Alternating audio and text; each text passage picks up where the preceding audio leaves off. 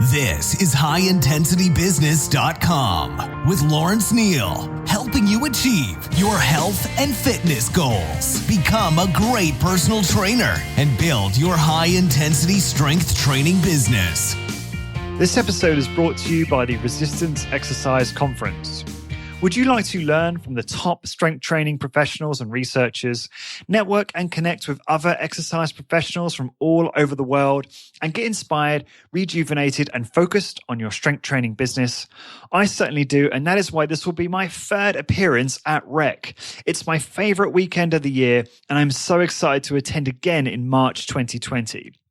So why else should you attend REC? Well, firstly, there will be keynote presentations from exercise icons like Dr. Bente Clarland-Pedersen, Stuart Phillips, PhD, James Fisher, PhD, and Luke Carlson.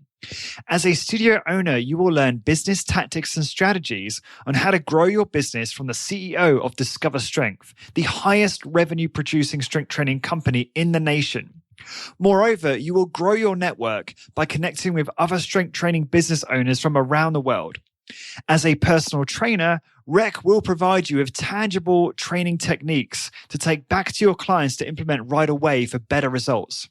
And REC is approved by ACSM, NASM, ACE, and NSCA for continuing education credits.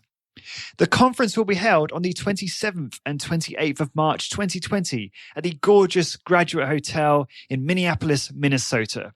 Join me and register now over at resistanceexerciseconference.com.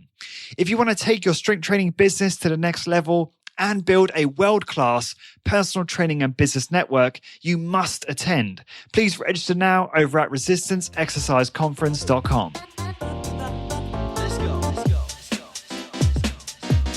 Lawrence Neal here, and welcome back to HighIntensityBusiness.com. This is episode 246. Today's guest is Thom Toombs. Thom is a former US Marine who received his Bachelor of Science degree in computer science from California State University in San Marcos, California. Prior to opening the first super slow zone in Southern California with his wife Sandy in 2006, Thom worked as a senior director of information technology for a fast-growing contract research organization. And in 2005, Thom traveled to Florida to be certified as a super slow instructor by Ken Hutchins, who was then part of the super slow zone.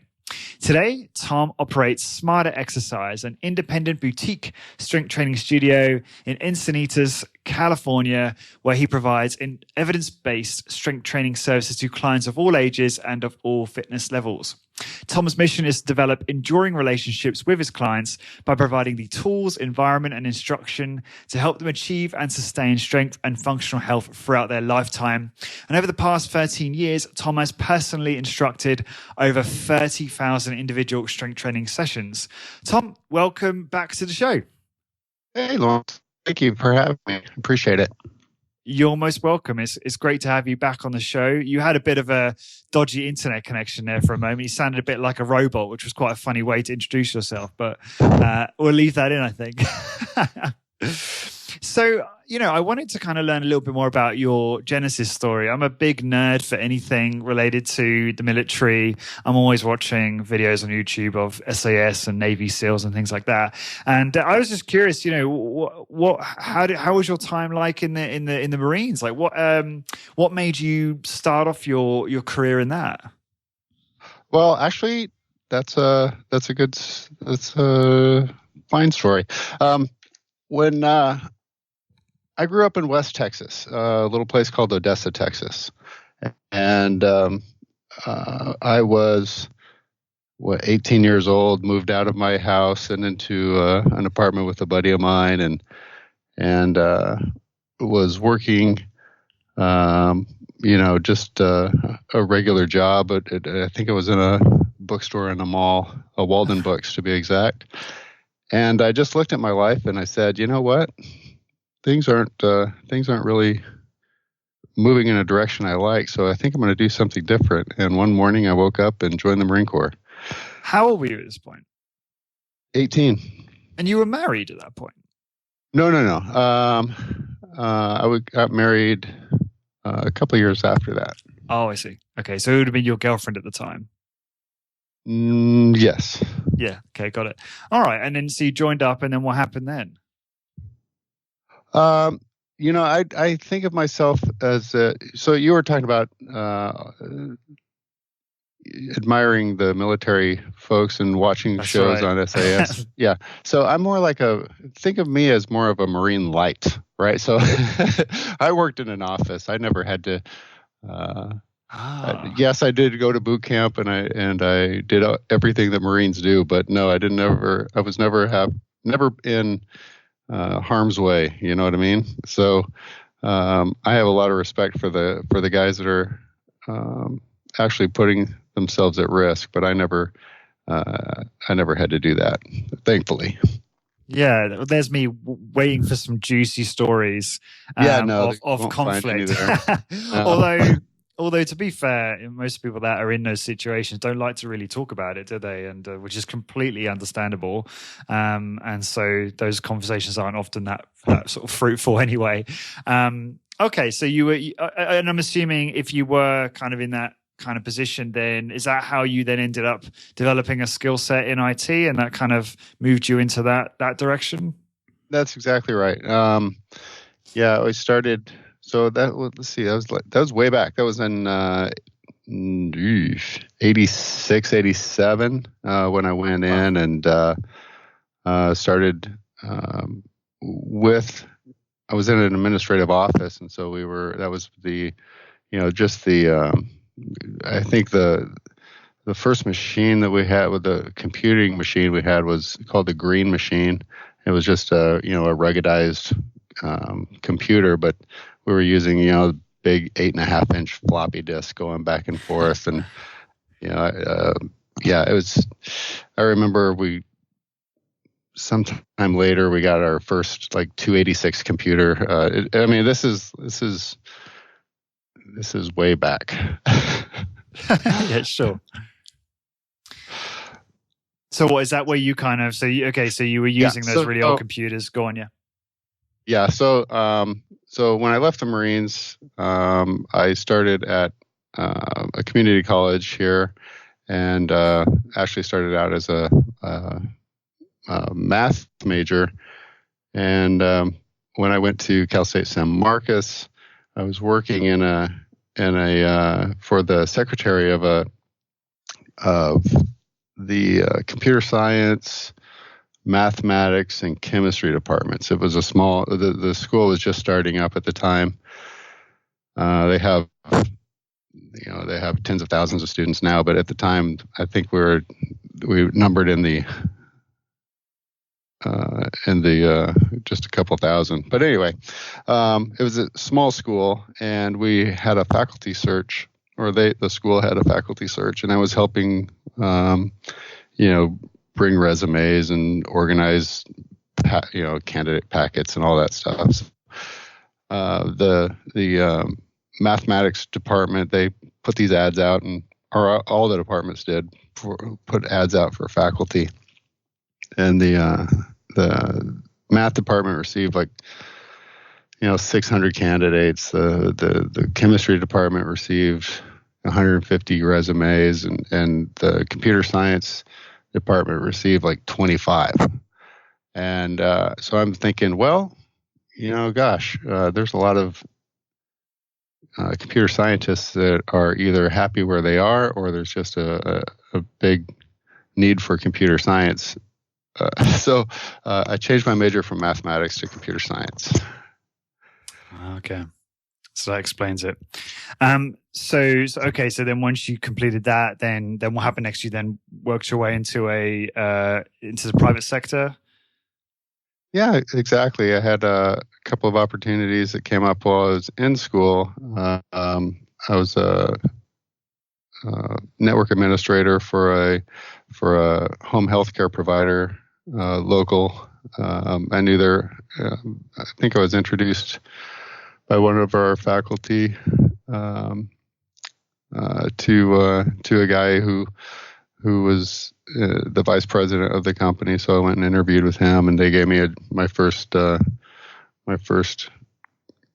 job in the real world, I guess. And then after that, yeah. So then while I was there, after I graduated from school, and then I got a Microsoft Systems Engineer certification, and then a buddy of mine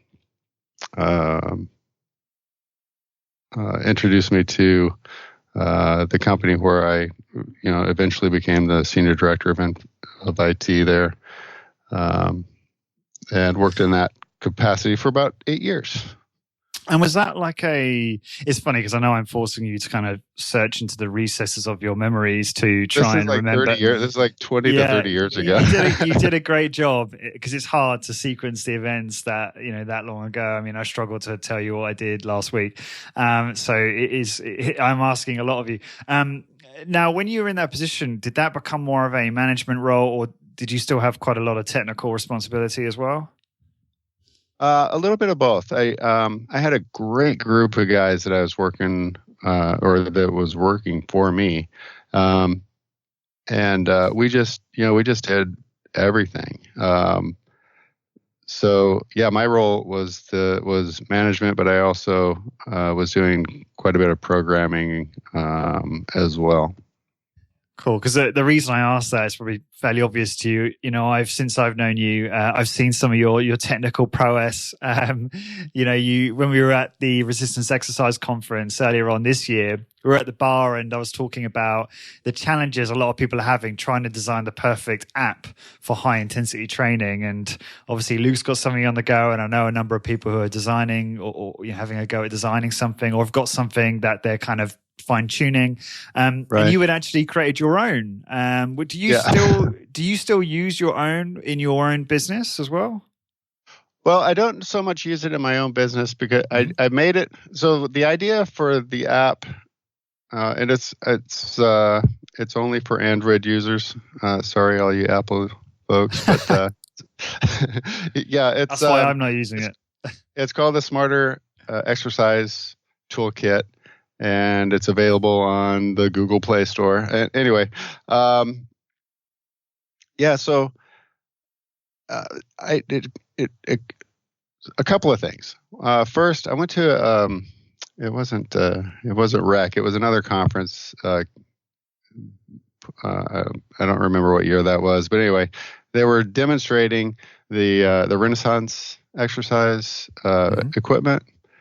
Where they were doing the feedback from the force gauges as well, up on the screen, and so you were basically you'd push either into a static machine, or they also had dynamic movements where they would register your performance and display it for you on a computer screen, and I just thought that was really cool.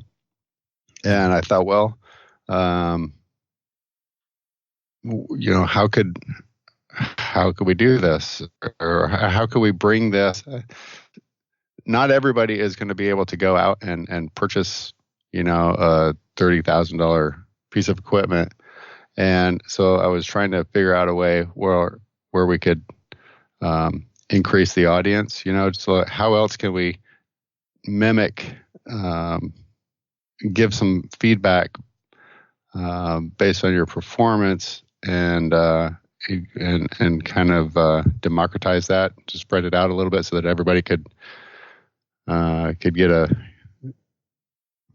the opportunity to do that if they wanted to do that. So that's where the Smarter Exercise Toolkit kind of came in. Is I wanted people who maybe who can't financially feel like they can pay an instructor or buy an expensive piece of equipment, that they could go out and they could at least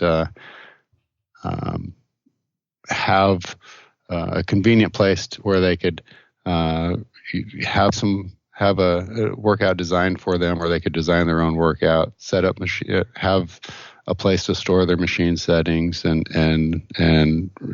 register their performance. So anyway, that's where the idea of the app came in.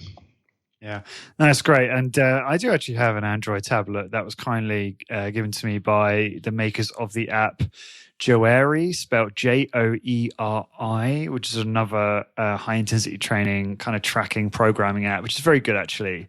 And I know that they're working on improving that as well. And so what I will do is I will get that out and actually download yours and have a go. Is it free or does it cost anything to download yours?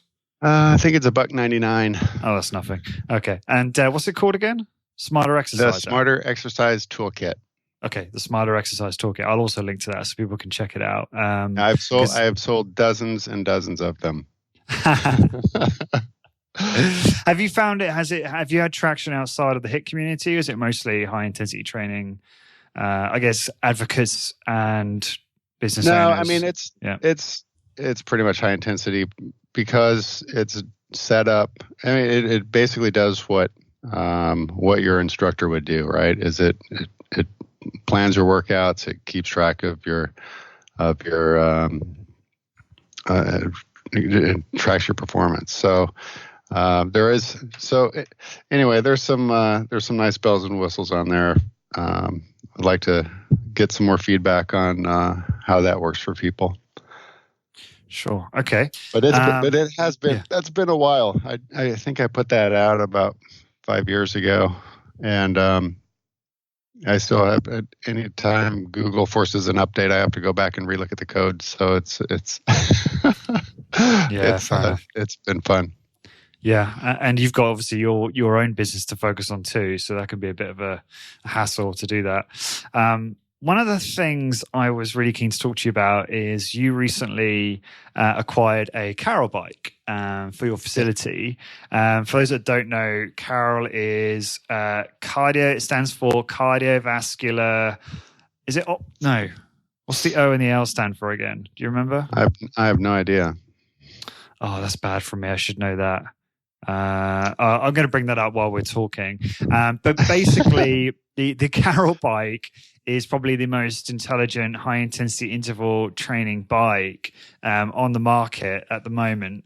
And it's pretty popular, and it's fairly popular among some of the high intensity training / smart gym owners. And it's a pretty exciting tool that I think can be a good complement to the facility.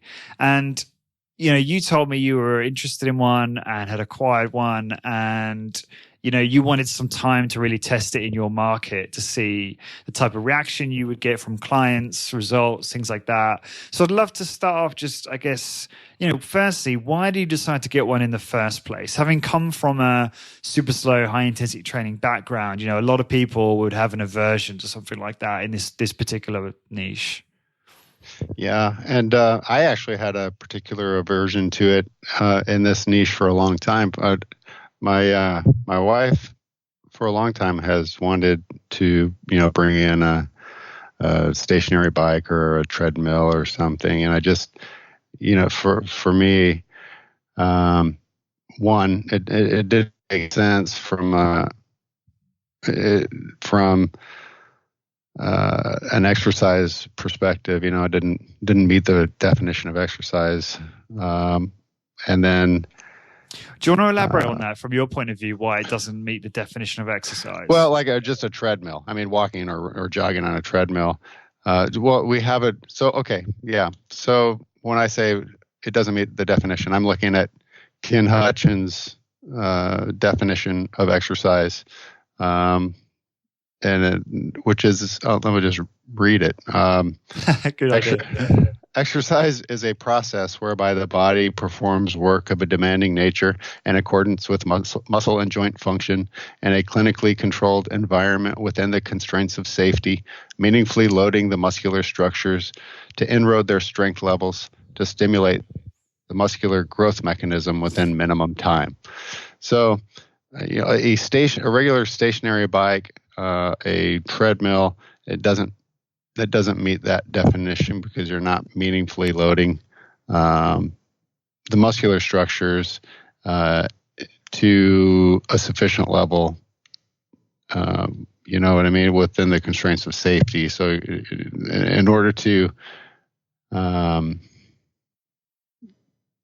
it just doesn't meet the definition. Sorry. I understand. Yeah. So, but I guess I hear you, but I suppose, I think Fisher and Steele, so James Fisher and James Steele may have published some research on this recently, comparing a bike versus some sort of lower body strength training. I cannot remember the details of the study, but I believe it may have shown that there were similar outcomes with regard to things like strength and hypertrophy, obviously only on the legs, right? Because that's all you're really working, I suppose, on a CAR.O.L bike for the most part. And so, but then obviously the trade-off is potentially the lack of efficiency, and wear and tear issues that I guess some people in HIIT have remarked about too, which if we're being really, just looking at Ken Hutchins' definition, I suppose in my mind would be some of my comments about that. So I can see why it doesn't fit the definition, but it certainly ticks some of the boxes. Is that a fair assessment, do you think? Yeah. Well, what do you think? Yeah, I was actually talking about a standard stationary bike. I think the CAR.O.L bike does meet the definition because you are in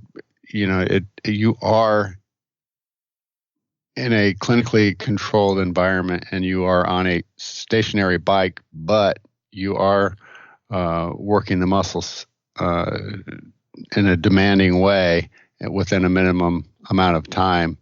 And I'm sure we could find some YouTube examples of people getting themselves hurt on a stationary bike, but I think the likelihood of that happening is very, very slight. So no, I think the reason I brought the CAR.O.L bike in is because I believe that it does meet the definition, and it also matches, the philosophy that we have, and it also matches the time constraints that I wanted to have for people coming in to strength train. So to me, if we're going to bring in something like a stationary bike, this is the one that met the definition for me. Yeah. Oh, and by the way, it's cardiovascular optimization logic. Oh, okay. And, that would have been my guess, not my guess, but what my memory was telling me to say, and I just wasn't 100% confident about it, so I just checked online. It's funny, their website doesn't really say that. Maybe it's not that important, but I had it on my blog post for when I interviewed Rahul, who's the I think director of sales and marketing, I want to say, for the organization. Awesome. So yeah, I agree. I think it has utility. For sure, in high intensity training business. So when you acquired it, you were kind of like not sure about what sort of reaction you were going to get. Did you, just out of curiosity, did you ask your clients what they thought for or anything like that? Or did you just think, I want one of these, I'm going to get one? You had your wife get comment, but apart from that. Well, we actually heard about the bike from your podcast, and then that piqued my interest. So I contacted Rahul and found out where, if there was something, if there was a bike nearby that I could go and ride and see what it was about. And so my wife and I drove up to Beverly Hills, which is the nearest one to us, which is, 70, 80 miles away. But so yeah, we tried it, and it immediately, it was exactly what I expected. Based on the conversation I heard from you, it was exactly what I expected, and I was very happy to purchase one. So what specifically were you happy about when you tried it out? What made you go, I like this? And what was the kind of thing that convinced you to purchase one? That you can do, in a very short amount of time, you can do a lot of hard work. So it's a nice clean design. It was a pretty easy interface. And it was very adjustable as far as, different body types. So it just made sense. And how have your clients responded? How many are actually using it? So I've got anywhere between 8 and 12 rides per week. So I usually have somewhere between 55 and 65 sessions, strength training sessions per week, and I'd say 8 to 12 rides per week. So not everybody is jumping on to try it out, but I think I think that's pretty decent. And what's the average session price for those 8 to 12 sessions a week? I know you do different packages, I understand that, but what's kind of the average? Yeah, so what I did for my existing clients, so with the CAR.O.L bike, there are 6 introductory rides where, the rider is learning how to perform on the CAR.O.L, and the CAR.O.L is learning about the rider, because every rider has their own user account, so they can kind of keep track of progress. And so what I did is in order to introduce the bike to my existing clients, I just said, okay, for those 6 introductory rides, those are complimentary. And then if you want to continue with the CAR.O.L rides, then basically it works out to $10 per ride. And then so it's, I didn't want to overprice that, and I'm sure it's underpriced compared to a lot of the other gyms, at least the ones in Beverly Hills. Well, yeah, from what I understand about the cost of living there. Why did you decide to price it so low? Because with the so that's going to be half. That's basically I wanted to find a price point where existing clients wouldn't feel gouged, because it's something that I'm bringing in, and I'm adding this to the gym, but they're already paying for strength training. So I certainly didn't want to feel like gouging any of my existing clients. And then new clients coming in, if for example, I haven't done any advertising with this yet, but that's coming up very soon. But new clients coming in, there's a potential, for having CAR.O.L only clients, right? So sure. Those prices are going to be, $20 a ride basically. So strength training clients get a break on that ride. It's also because it doesn't take a lot of my time. So it's pretty simple for somebody to, once we get them signed up with a user account and they start riding, it really doesn't take much or any of my time to get them set up and get going. And so it doesn't, it just seems like a fair price. And is it a case of, after you have that initial session and maybe set someone up with an account and show them how to use it, after that, is it really, do you literally have people just walk in and they might say hello and then they just kind of self-supervise on it, or do you still have to get involved? No, I let them self-supervise. And what I do is I have, so I have on my calendar, on my appointment system, I have a column for myself, and then CAR.O.L has her own column, right? So they book an appointment. Somebody will book an appointment with the bike, right? That makes sure that I'm here and that the bike is available. And then before they come in, I'll run over and put their settings on that bike for them. So when they walk in, it's all set up and ready to go. They just get on, ride for 8 minutes and 40 seconds, and then they're on their way. Now that's the idea, right? For the CAR.O.L only.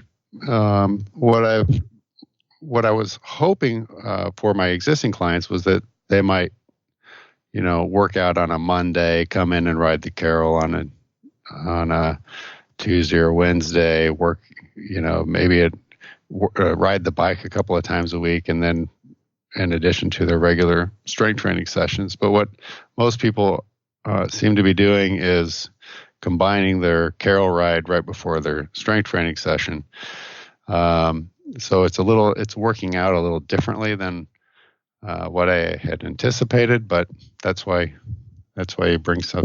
That's why you do things on a trial basis, Yeah, absolutely. So that's interesting. So people seem to be more interested in using the bike before they strength train. Do you see that impacting the results when people actually strength train? Like, does their performance drop?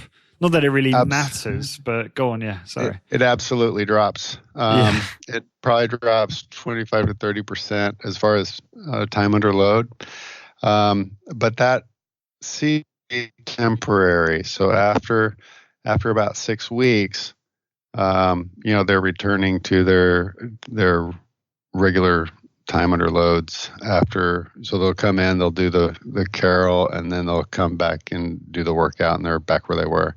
So would they have been stronger anyway after 6 weeks? I don't know the answer to that. Yeah, and I guess that's because they're adapting to doing the CAR.O.L bike. Yeah. So they return to their kind of like resting. Right? That's yeah, exactly. Unfortunately, I don't have anything in my life where I can really put any of that to the test as far as my own activity, because I don't really have any. I don't run marathons. I don't run. So what about did you have any personal issues with this did you ever feel like it was redundant, because we know we're getting a good cardiorespiratory workout from strength training, especially the way we do it in high intensity training, so did you feel like this may be a little bit redundant, or did you sort of accept that it is potentially, but it's more of a, well, you know what, just some people don't want to do strength training and they would rather do this? Like, how did you kind of reconcile that or think about that? Well, even after, I've been doing this for 12, 13 years, excuse me. And I still get the question, what else should I do? What else should I be doing for cardio? And it kills me, to tell people, well, what you should be doing for cardio is work harder in your workout session. But nobody seems to like that answer, Lawrence. So, so now, if somebody asks me, what else should I be doing for cardio? I can point to a bike, which meets the definition of exercise, and I can say, you should be doing this. And so do you think, is it, so in your experience, have you found most of your clients really struggle to get to muscular failure? Is that kind of what you're saying? Because if they did, they might look at that and go, there's no way I've got, any additional energy to do that as well. Because that's how I feel after my workouts. I mean, when I remember when I used to train at Keys of Training in London, and I was doing a big free at one point, pull down, chest press, leg press, and I couldn't even talk at the front desk when I would chat with people I would sort of hang around there before I left, because I sort of became quite good friends with a lot of the staff, and we'd chat about exercise and that.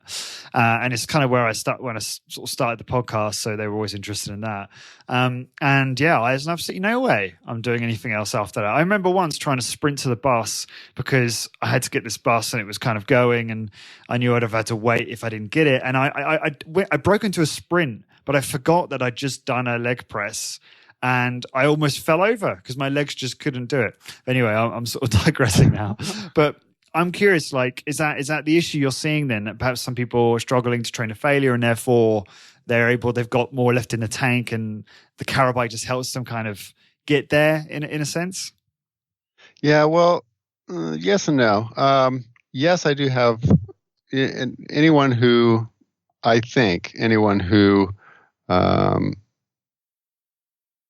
who supervises strength training sessions will have clients who struggle to achieve momentary muscle failure. That's true. As far as the people who are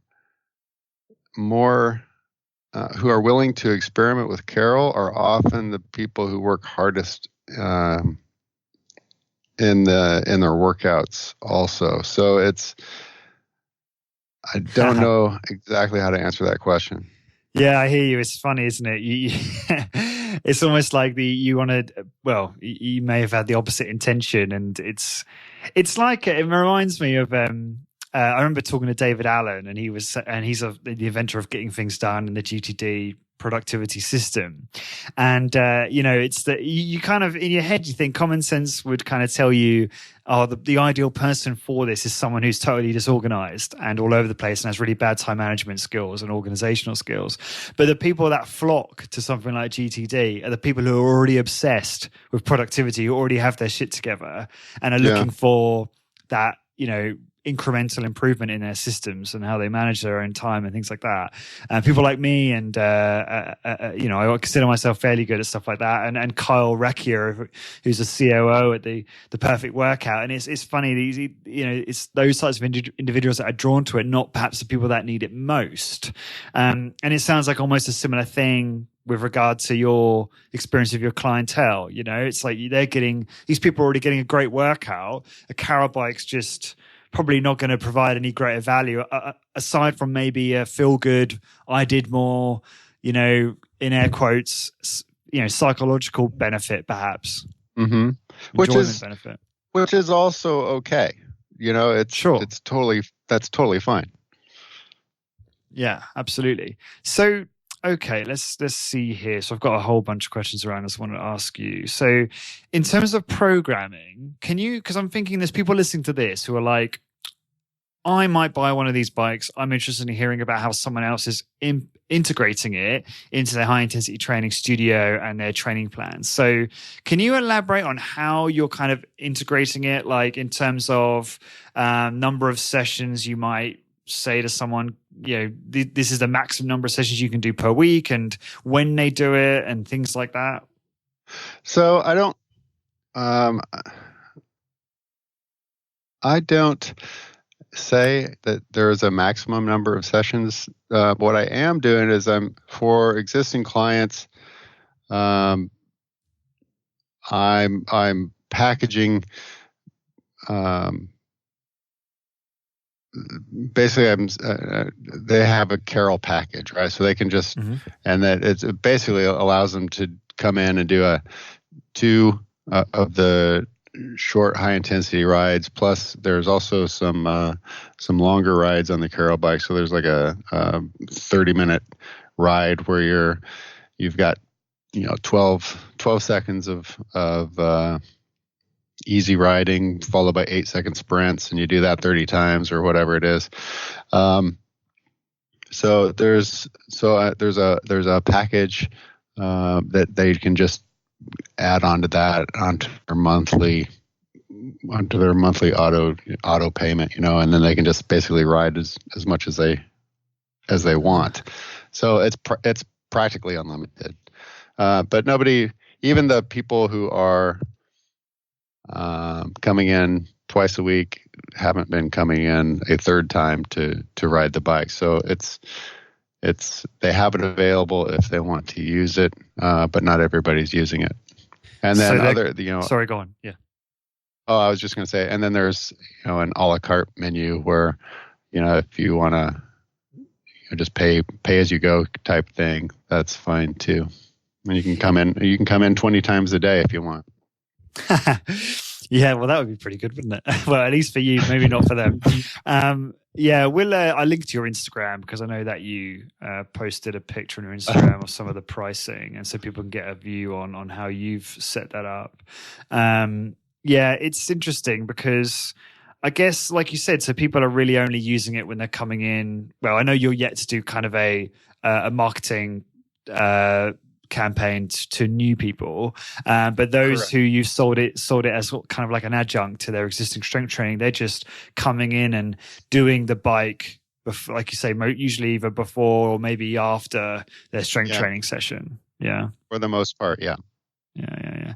And I guess that maybe answers the question around programming, but have you found that there's a sweet spot in terms of the intensity? Have you found yourself trying to find optimal programming for people in that sense at all? Can you comment on that? Optimal program as far as, we haven't, all I can say, I haven't been able to do that because I'm just, you need it I'm for just longer. kind of going with the flow, or going with what's working right now. So how to optimize that, I'm not sure yet. It's still, I know I've had it for several months, but it's still relatively new to me. Yeah. And just to, I guess, summarize that bit about what you're seeing people just naturally want to do. Am I right in saying, so people are coming in and they're like, I want to do my CAR.O.L bike workout before I do my strength training workout. And they're doing that, twice a week, like every time they work out, or once a week? Like, what are you seeing there? Yeah, depending on their schedule. So so my twice a week clients are riding. They're doing the CAR.O.L ride before their workout, but my once a week people are doing that as well. So, and are you seeing people? I mean, I'm guessing for the longer rides, people are sweating, right? No, Really. Really? So I do keep a couple of fans right next to the bike, but because the bursts of high intensity are so brief, again, if you, as long as you're not allowing somebody to overheat, then they're not going to sweat, and so we just keep them cool and keep the air flowing, and they can ride the bike. I mean, you don't have to dress up for it, but you can. Yeah, it's interesting because I've actually started kind of embracing, because I used to, if I when I work out, I'll sometimes not have a shower, maybe work for a few hours, and then usually work out late morning just before lunch, maybe something like that.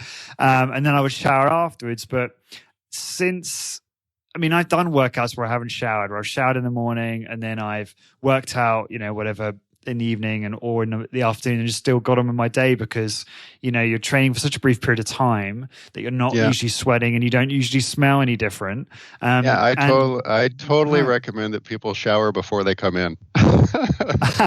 Well, you don't have showers, I assume, right? No. So there's, okay. Yeah, it makes sense. I mean, in fact, I was talking about it in the membership, asking people about showers, their thoughts, because Sean and I, who I think you met Sean at the conference this year, we're opening a studio probably around January 2020, and one of the things we were thinking about is, do we install showers or not? And we've arrived at the conclusion that we won't, and Luke shed some light on that, and I actually reported that in the membership, but I think Luke talks about that more either on a membership episode or on an upcoming podcast. Actually, no, he doesn't, because I talked about it off air. So yeah, you're gonna have to access the membership if you're on that one. But I'll give a little comment on that now, which is just, like we're talking about here, you're not going to sweat profusely, if at all. In fact, you probably won't sweat at all during your high intensity workout. And showers can cause liability issues. There's some crazy stories about showers and locker rooms and things. But also they can be very expensive to run and maintain and install. So sorry, you're the experienced one here, Thom. So what was your kind of rationale for not having showers at your facility? It's not needed. People don't perspire, and you really, why have the expense and the headache of maintaining a shower, and for people who don't, hardly anyone uses I have a little room for changing clothes, and that maybe only gets used once a week. It doesn't. people come in, they know what to expect. They know that they're not going to perspire, and they work with it.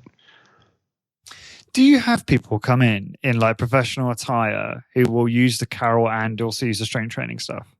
I do. I have people that come in right after work. They're wearing whatever they're wearing, and they'll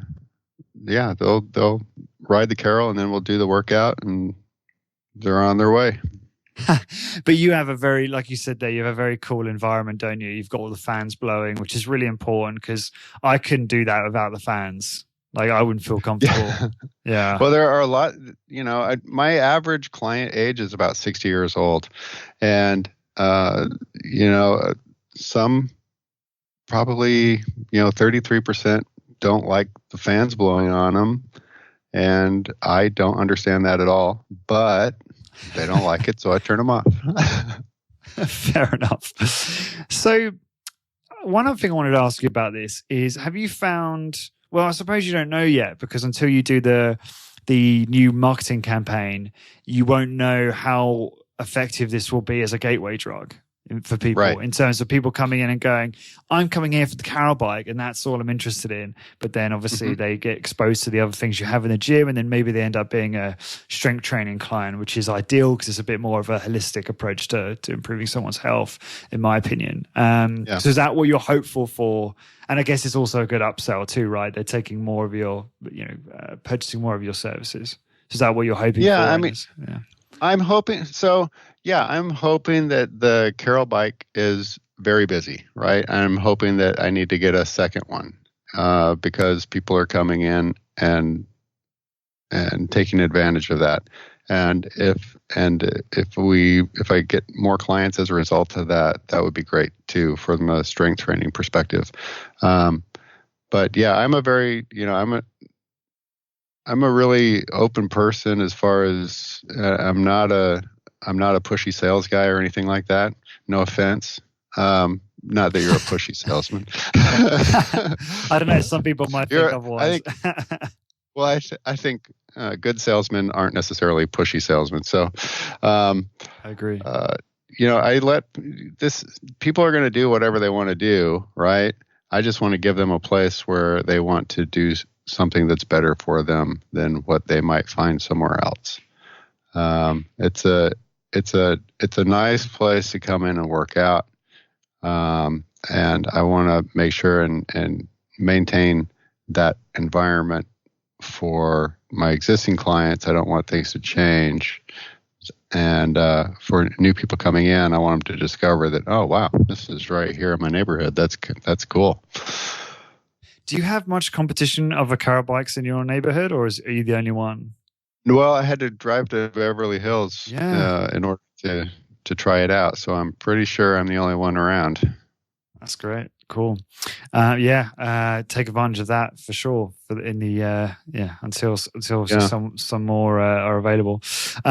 So one of the things you mentioned, one of the challenges you had though, is with the user experience and getting people set up and the accounts and things. That sounds like that's not too much of an issue for you now, but it was perhaps in the beginning? Well, yeah, it's funny because it's always the technical things, right? I mean, so I thought that nowadays that setting up a user account is no big deal, right? You set up one more user account and you get an email, and then you have to press the confirm button that you're really you. But that's been really one of the biggest hurdles is to just get people to go on to their website and create the user account. It takes 5 minutes, but it takes me about a minute because I've done it several times. So I just walk people through it now. So yeah, I was going to say, just have them do it there so that you can make sure that they complete it. Can you do like a single opt-in so they don't have to confirm the email? That would also be less friction if that was possible. No.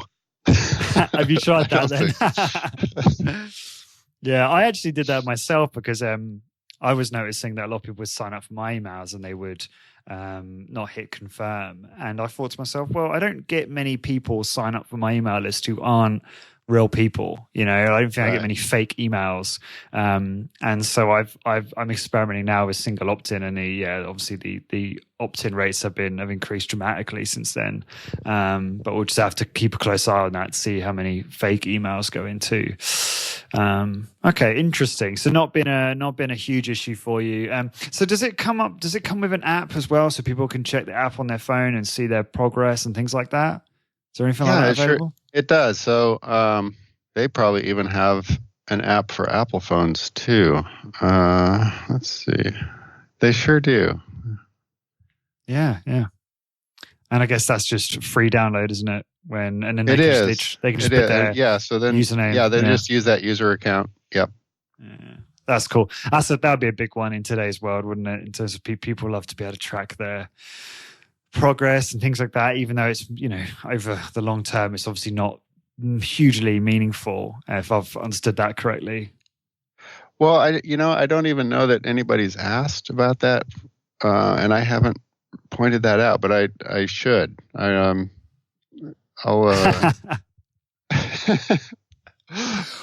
really, when you come in and you pedal fast against resistance for 20 seconds a couple of times, it's amazing how little you don't have to convince anybody. They just have to come in and do it, and it's like the first time on the leg press. You don't have to convince them that it's going to be effective. They know intuitively that they've just experienced something. So there aren't a lot of questions after that first ride. Yeah, I bet I can understand that. Interesting. So I was just thinking, my first thought was, your 60 plus year old clients aren't going to be interested in the app because they're too old, right, to understand it. But the reality is I see, people of all ages these days on their phones all the time. I was on a flight coming back from the UK, and I saw, people in their 60s to their late 70s, addicted, is the word I would use, like hooked, on their phones. I try to be quite mindful, and I really try and limit my phone usage, and I'm definitely not perfect, and I'm still probably on my phone more than I should be. But it's crazy, and not to go on too much of a tangent, but I've kind of, I guess, I can sit here and say, the older people aren't going to use the app, but you never know, right? They're becoming more facile and more intelligent with technology. Yeah, stereotypes are just that. That's a stereotype. You might expect that, but chances are you're wrong about an individual. So we like to think. It's like I cringe every time somebody talks about millennials. It's like, oh, why do you? They're not all the same. Stop saying that. Well, does it generally start with or end with millennials are all entitled? Is it that whole thing? That old chestnut? That whole thing, yeah. So, and it goes for all the generations. It's just, you might see some trends there, but really on an individual basis, people are people. They're all different. They have their own preferences. Just treat them well. Be respectful. It's not that hard. I agree. That's a good way of looking at it. It's a healthy perspective. So just going back to the CAR.O.L bike then. So, in terms of what have you done in terms of how have you marketed it to your existing clients? Is it just a case of they come in and you say, here's the CAR.O.L bike, would you like to try it out? Or have you been more proactive with marketing campaigns and other online tactics at all for that? When I first got the bike, I sent out an email to all my clients and had them just to provide them with some information. So when they walk through the door and they see it, it's like, oh, that's what that is. But I haven't really been doing much after that.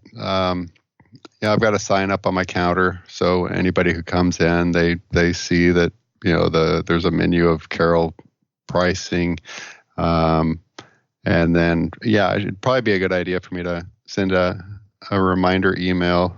Now that I know what I'm doing better with the user accounts, maybe just not have them do it, just have them come in and I'll take care of it for them. So, I haven't. Again, I'm not a pushy guy. I think just having the bike here, over time, people start to ask questions. I noticed something a long time ago. I would put up a sign, or I would move a sign or something on the wall in the gym, and it took about 6 months. But then people would say, "Oh, is this new?" And it'd be like, "Well, yeah, it was 6 months ago, but it's new to you, so yes, it's new." But yeah, I think it takes a little bit of time for people, and maybe I'm just, maybe that I'm projecting, but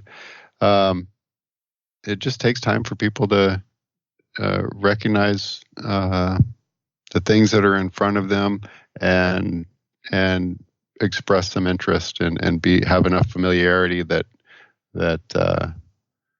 they're willing to try something different. And in terms of the cost, can you remind me, what do you mind talking about, what you paid for the bike and the upkeep, sort of the monthly? Sure. I think I paid like $3,200, I think, after tax and delivery and all that. And that's US dollars, isn't it? Yes. Yeah. Yes. And a worldwide audience, Thom. It came in a very heavy box, and put it together, gave it a Wi-Fi password, and away we were. How long did it take you to put it together? Probably longer than it should. I wasn't in a big rush, so I took my time, but I don't know, maybe an hour over a 2-day period. Okay. And there's also the software as well, right? So how much does the license cost for you per month? That, I think I'm still on a 6-month trial, so I haven't gotten a bill for that. No worries. So that's what I was going to come on to, is if people listening to this, if you're interested in learning more and ordering a CAR.O.L bike for your facility, if you use the code HIB10, that stands for High Intensity Business 10, HIB10, you can get $250 off and 6 months free software, which I believe is what Thom did, and hence why he hasn't paid software fees yet. I think that's right, isn't it? That's right. Yeah, awesome. Good. I'm pleased. All right. So, look, I feel like I've answered most of the things I wanted to ask you about regarding the CAR.O.L bike. Is there anything else, any kind of things that, I didn't trigger you to say that you want to share about the experience you've had with the bike? Any kind of, I don't know, personal testimonial about it, or, anything you want to share that we haven't touched on? The only thing I can say is there is something to it. So I think the first, if you ride the bike and then you work out, it's kind of a strange feeling. So I used to, back in my Marine Corps days, right? I'd run up these hills, and I would be spent at the top, and I'd be huffing and puffing for breath and sweating profusely, and just feeling like I just ran up a long hill. But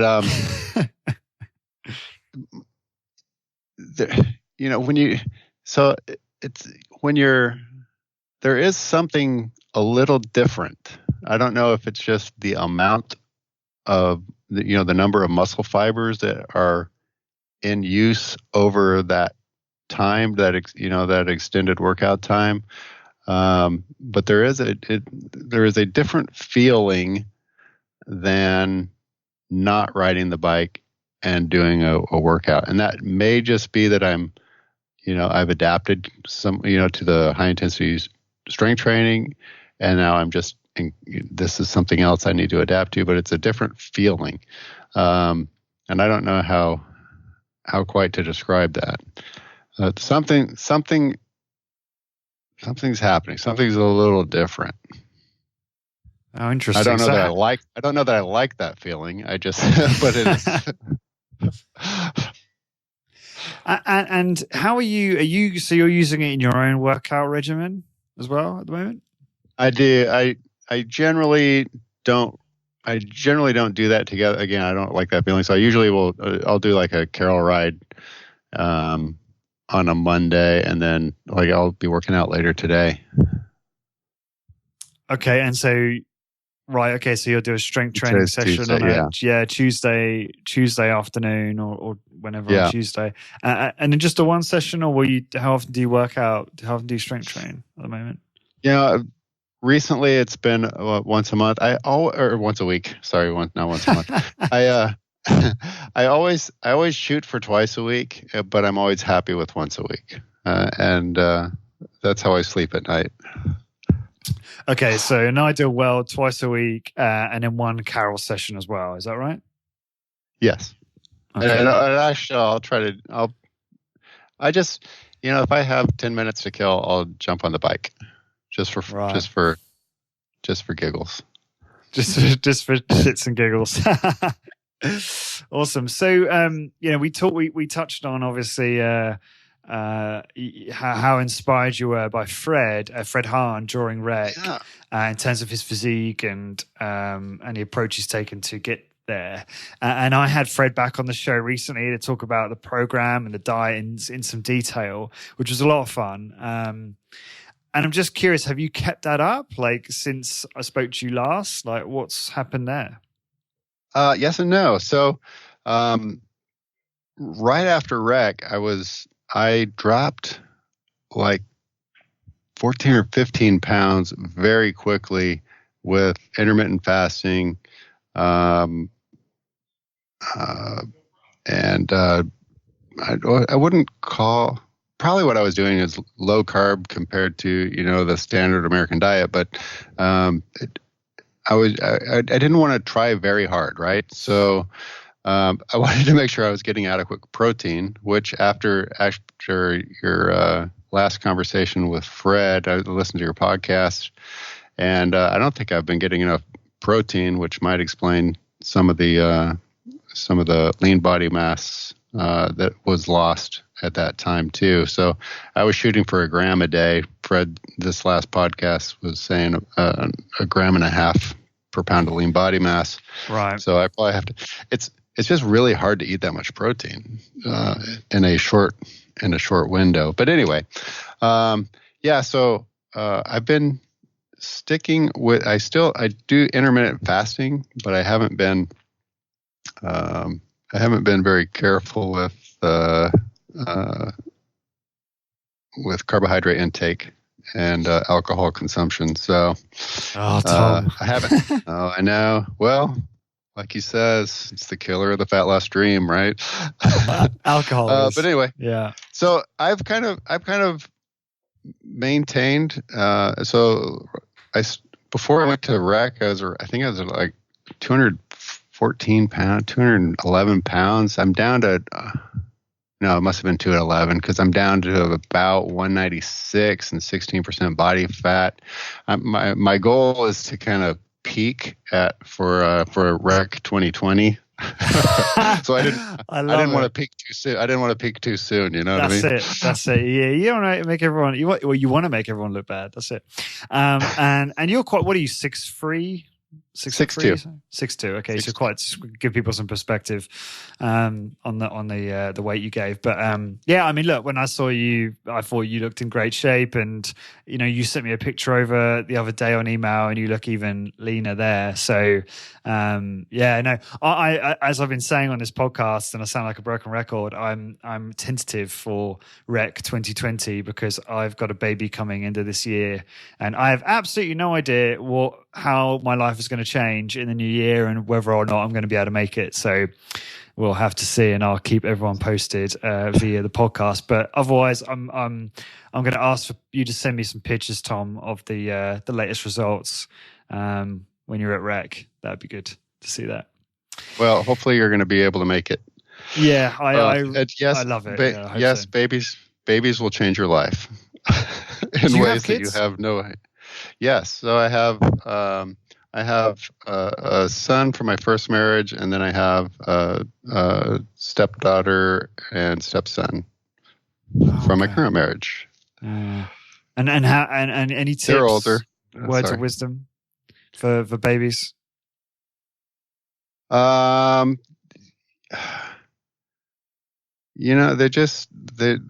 They really demand a lot of time, but they're easier than a puppy. So there you go. Easier than a puppy. Well, I don't have a puppy, but I have a small Jack Russell. She's actually a rat terrier, but I just say Jack Russell because people don't know what a rat terrier is normally. And she's a rescue. We have no idea what her past has been like. And she's a little bit unpredictable sometimes, but she's we've got a good routine with her, and she's very well behaved and rarely barks aside from when there's fireworks. And, we're putting all the right measures in place for the baby. Obviously, you can never really trust a dog around a baby, and you've got to be super vigilant about that stuff. So we're all over that. But yeah, I guess it would be, one of the things that's happening is, as I was saying at the start of the show, it's, me and Sean are likely to open the facility early next year.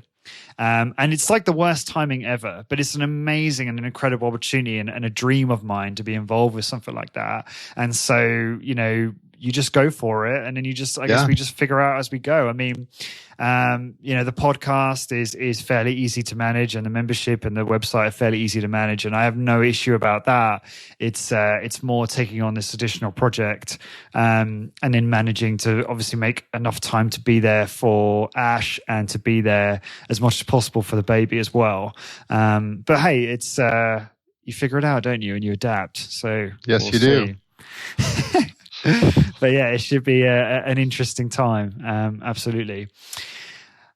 So anything else you wanted to talk about on the training front? Is your training okay? So you talked about your training. You kind of fallen off the wagon a tiny bit with regard to Fred Hahn's approach to diet and drinking and all of that, and so you're really now motivated by Rec 2020 and getting into peak physical shape. I think that's a good thing about Rec, because I don't know if you listened to my podcast with Celeste, but this made me laugh so much. She said that she wasn't even she wasn't happy enough in how in her appearance to go to Rec, and I said, you realize you're probably in better shape than everyone else there, and everyone's in really good shape, so it's that's saying something. And I just found that so amusing. But I think it's these milestones are helpful, right? In terms of motivating you. Most people have, I'm going on holiday, or as you guys would say, vacation. And I want to be in good shape for that. And whilst training and eating well should be a lifelong habit, these things still can be helpful in terms of keeping us motivated over short periods of time when we need it. Yeah, I would agree with that. Yeah.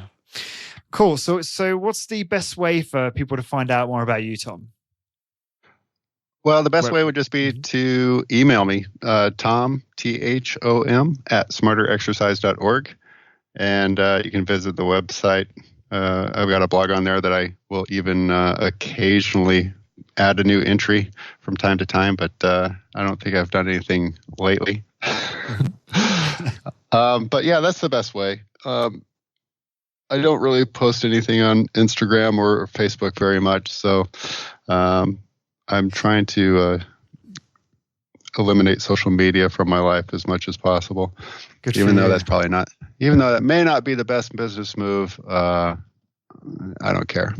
I think that's a great idea, and I don't think it will probably hurt your business all that much, which is I don't think it will. Controversial thing to say, but few people use social media properly anyway, and waste time on it. But one thing I do like about your social media is you've got a great video on your Instagram, which gives a walkthrough of your studio, which is you have got exactly what I want. in terms of a studio. Like you've got this really nice, furnished, nice looking facility, and then you've got it's got like a real homely feel to it. You've got a nice office. And clearly, I'm guessing it's kind of like your church, Thom. I mean, I'm not sure if you're a religious man or not, but it's somewhere you go it's like your own private place. Is that a fair thing to say? Is that how you feel about it? Yeah. I spend a lot of time here and I want it to be nice. And when there are so many reasons for people to make an excuse not to work out, right? You can think of many, many excuses. I don't want the facility. I don't want somebody with I just want to eliminate any excuse people might have to skip a workout. And by making a place where they are welcome and they feel like it's a nice place and it's comfortable and they can come in, they can work hard, tell me about their day, and then go on and live their life for the rest of the week. So I just want to make it a little escape for people to come in, work really hard, and then go about their business. And I think that's what we've created here. It's kind of a special little spot. So I'm very pleased with the way it turned out. Is it just you, or do you have any staff, or does your wife get involved at all? Or no, my wife has a real job, and but I do have. So I have Anna Nieto. She is a trainer. She moved out here from New York, and she trains a few of her clients in the facility. But she just pays a little of rent. And then I have actually Brett Camisa, who he was my original super slow instructor. So when I was in IT, he had a strength training studio called Turtle Reps Fitness, and that's actually where I got my introduction to super slow. And he has since closed his studio, went back to the engineering world, but he's back in town now, and he's actually training me this afternoon, and he's going to start hopefully seeing some clients in here. Same kind of deal, just pay a little rent and then he can run his business out of here. So yeah, it's just me, but then we also have have a little variety with the other instructors and their clients, which is nice. Yeah, and I guess in hours where it's pretty quiet, it's kind of like your man cave, right? It's your escape. So the wife can't just walk in. Oh, she's got a key. Anybody's welcome.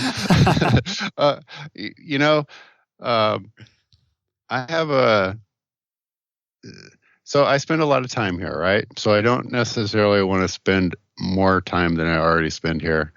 And I've got a pretty good life. So I try to get out and live it as much as I can. So yeah, as much as I like being here, I like being home even more.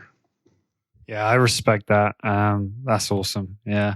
No, I always get that vibe from you, Thom. Like you just seem like a very happy, peaceful person. And I certainly got that vibe when we were talking a lot at the conference. And yeah, just very glad we got to connect in person. And obviously I appreciate everything you've done in terms of supporting the membership, being a part of that, and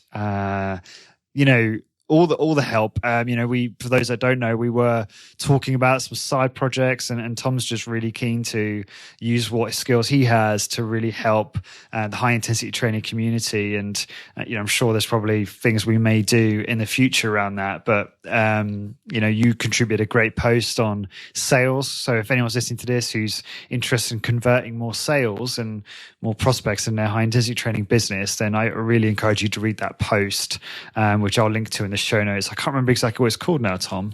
Do you remember what it was called? If people search your name, it'll come up. Yeah. Just so if you search, I don't. Sorry. That's all right. I don't expect you to. So if you search Thom, Thom, Tombs, Tombs, it will come up on the blog. And for everyone listening, to find this episode on the blog, please go to highintensitybusiness.com and search for episode number. Where are we? 246. And until next time, thank you very much for listening. This episode is brought to you by the Resistance Exercise Conference. Would you like to learn from the top strength training professionals and researchers, network and connect with other exercise professionals from all over the world, and get inspired, rejuvenated, and focused on your strength training business? I certainly do, and that is why this will be my third appearance at REC. It's my favorite weekend of the year, and I'm so excited to attend again in March 2020. So why else should you attend REC? Well, firstly, there will be keynote presentations from exercise icons like Dr. Bente Clarland-Pedersen, Stuart Phillips, PhD, James Fisher, PhD, and Luke Carlson. As a studio owner, you will learn business tactics and strategies on how to grow your business from the CEO of Discover Strength, the highest revenue producing strength training company in the nation. Moreover, you will grow your network by connecting with other strength training business owners from around the world. As a personal trainer, REC will provide you with tangible training techniques to take back to your clients to implement right away for better results. And REC is approved by ACSM, NASM, ACE, and NSCA for continuing education credits. The conference will be held on the 27th and 28th of March 2020 at the gorgeous Graduate Hotel in Minneapolis, Minnesota. Join me and register now over at resistanceexerciseconference.com. If you want to take your strength training business to the next level and build a world-class personal training and business network, you must attend. Please register now over at resistanceexerciseconference.com. Discover how to achieve your health and fitness goals, become a great personal trainer, and build a successful, high-intensity training business. Check out highintensitybusiness.com. highintensitybusiness.com.